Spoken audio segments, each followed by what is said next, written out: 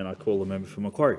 Thank you, Deputy Speaker. I begin by acknowledging that we are on the land of the Ngunnawal and Ngambri people, and I pay respects to their elders past, present and emerging. And I also acknowledge the Darug, Gundungurra and Darkinjung, the owners, traditional owners in the electorate of Macquarie, which I represent.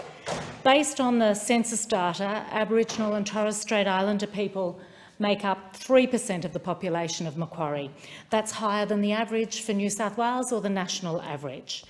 These are people for whom our failure to close the gap means that if they are male, they have a life expectancy that is 8.6 years shorter than the non-Indigenous population, and if they're women, their life expectancy is 7.8 years less, and their children are twice as likely to die.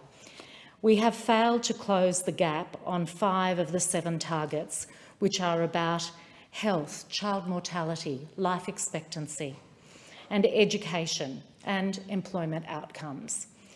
It's such a failure that I can see why the government has thrown in the towel and said that because they're not achieved, they're the wrong targets. Now, I think that's a cop-out. However, that's where we are, and while we haven't been consulted on the new targets, I trust that there will be genuine engagement with Aboriginal and Torres Strait Islander communities about making them meaningful targets, and that there is then a commitment for the necessary funding and the support to achieve them. We should particularly celebrate the 2 targets that are on track, the same ones as last year, and that's the increasing number of children doing preschool and the increasing number of Aboriginal students completing Year 12. Education is transformative. It changes lives, it changes futures, and it is good that those were on track in this last 2 reports. Deputy Speaker, I want to focus on the health aspects as it affects my local communities. Access to health services in my electorate for Indigenous people remains a real concern. For example, some years ago, the then Nepean Blue Mountains Medicare Local coordinated an Aboriginal sharing and learning circle within our community to work with Aboriginal and Torres Strait Islanders to get insights into local health needs and to establish the health priorities, alongside the Nepean Blue Mountains Local Health District and the Hawkesbury District Health Service. A report was produced in 2015, and that's still the most current one, spanning 2010 to 2014. Now, this report found that there was... Order. A division has been called in the House. The Federation Chamber will suspend to allow members to attend the division.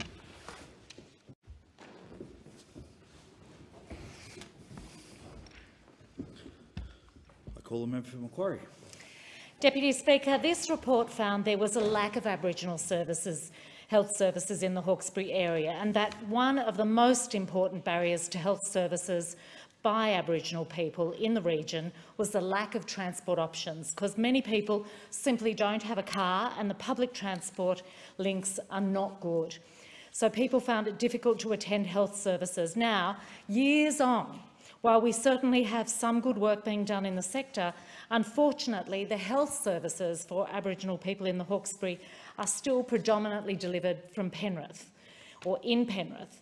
And Penrith is about 20 kilometres from Richmond and Windsor.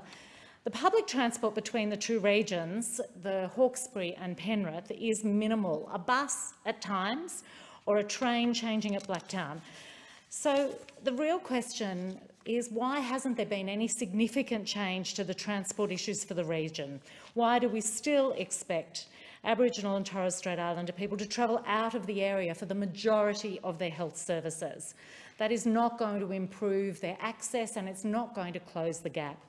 Of course, our local community services based in the Hawkesbury, who understand the needs of this really geographically challenging community, organisations like Marana and Mad Mob, work hard to bridge the gaps that exist, and they have my full support in fighting for services that meet the needs of our Indigenous community members. Since coming to this place, I've also been very disappointed to see a trusted Blue Mountains service, Healthy for Life, disappear with a change in the management of health services. Healthy for Life was a community-developed program developed locally with the Blue Mountains Aboriginal community and local GPs, and was a federal government program aimed at helping Indigenous people see an improvement in their health.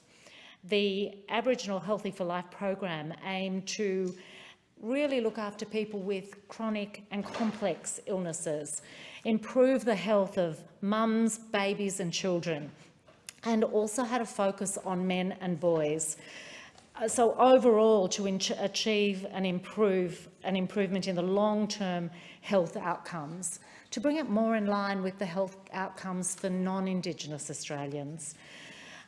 You know, the big thing that program did was it allowed people to meet in the family home if that was the best place to have the service delivered, or some other preferred location, not necessarily the traditional doctor's surgery. It provided a link and support to health professionals, doctors and specialists. There were regular health checks and transport was organised for health appointments. So these are the sorts of things that helped close the gap. And the replacement program has been a really long time coming. I think we need to stress that both the Blue Mountains and Hawkesbury Aboriginal communities deserve to have services based in their community, not delivered from somewhere miles away. And Deputy Speaker, there are other organisations in my electorate who are working really hard to close the gap. I'd like to congratulate the 9 students who recently completed a customised diploma of mental health, alcohol and other drugs program tailored by TAFE Digital for the Posh Centre for Indigenous Health at Sydney University to provide training for Indigenous students, people who are really keen to work in this area. And it means that there are Aboriginal and Torres Strait Islander people in the Nepean Blue Mountains region who will deliver these services, mental health, drug and alcohol counselling, it's going to be delivered by Aboriginal health professionals, and that's a really good step forward. This program was funded by Wentworth Healthcare, who operate the Nepean Blue Mountains Primary Health Network, and I know that organisation is working hard with the funding they have to address some of these really difficult and serious health issues. I also want to commend the Blue Mountains GP network. They have a long-term commitment to providing appropriate health services to the region for Aboriginal people, and they're a group of very dedicated local doctors.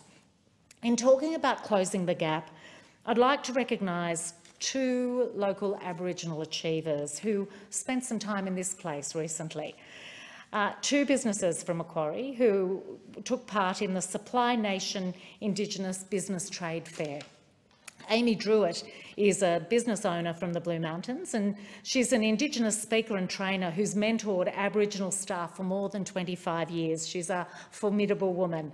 Her cross-cultural training is in demand by government and not-for-profit sectors seeking to improve their relationships with Aboriginal people, and it was just wonderful to see her here showcasing what she does. And then there was Executive Chef Matthew Atkins, who technically doesn't live in my electorate, but he is very much a feature of the Hawkesbury business scene. He operates plate events and catering in the Hawkesbury district and much further afield. Right now, the business is preparing to host an Indigenous fusion event in Richmond, which will take diners on a unique culinary journey through the Darug seasonal calendar, with a wide range of native Australian ingredients showcased alongside music, art and an exhibition of Aboriginal artefacts, and I'm looking forward to that one. You know, I think that the more we celebrate the achievements, the more there's a greater understanding and a closing of that gap, the understanding gap. But, Deputy Speaker, the opposition leader, Anthony Albanese, has said that the Closing the Gap statement to Parliament commemorates the historic anniversary of Prime Minister Kevin Rudd's apology to the stolen generation.